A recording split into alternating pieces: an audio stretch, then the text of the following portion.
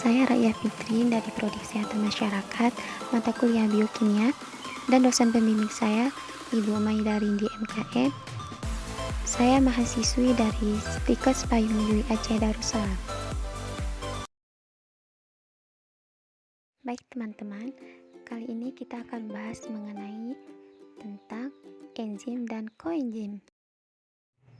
Nah, mungkin ada nih teman-teman yang bertanya-tanya, apa sih yang dimaksud dengan enzim dan koenzim itu?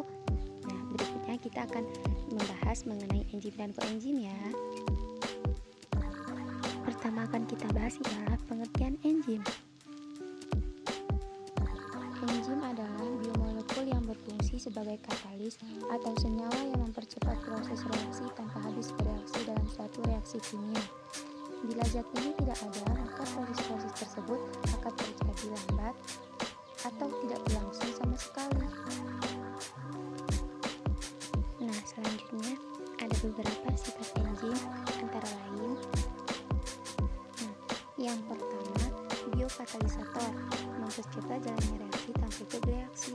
Yang kedua, termolabil, mudah rusak bila dipanasi lebih dari suhu 60 derajat Celcius. Karena apa? Karena enzim tersusun dari protein yang mempunyai sifat termolabil. Dan yang ketiga, merupakan senyawa protein sehingga sifat protein tetap melekat di enzim. Nah, selanjutnya kita akan membahas apa itu koenzim. Nah, berikut adalah pengertian daripada koenzim. Koenzim adalah senyawa yang membantu kinerja enzim dalam berlangsungnya reaksi kimia. Nah, sebagian besar koenzim berasal dari turunan vitamin B. Untuk itu, tubuh kita bisa mendapatkan asupan senyawa ini dari makanan yang merupakan sumber vitamin B. Selanjutnya, sifat koenzim. Jadi, koenzim ini pada umumnya bersifat termostabil, artinya dapat bertahan tanpa rusak pada saat terjadi kenaikan suhu. Dan selanjutnya, saya mengambil salah satu masing-masing perbedaan antara enzim dan koenzim. Nah, yang pertama kita bahas yakni enzim.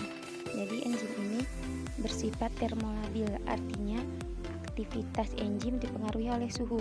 Nah, maksudnya jika suhu rendah, maka kerja enzim akan melambat.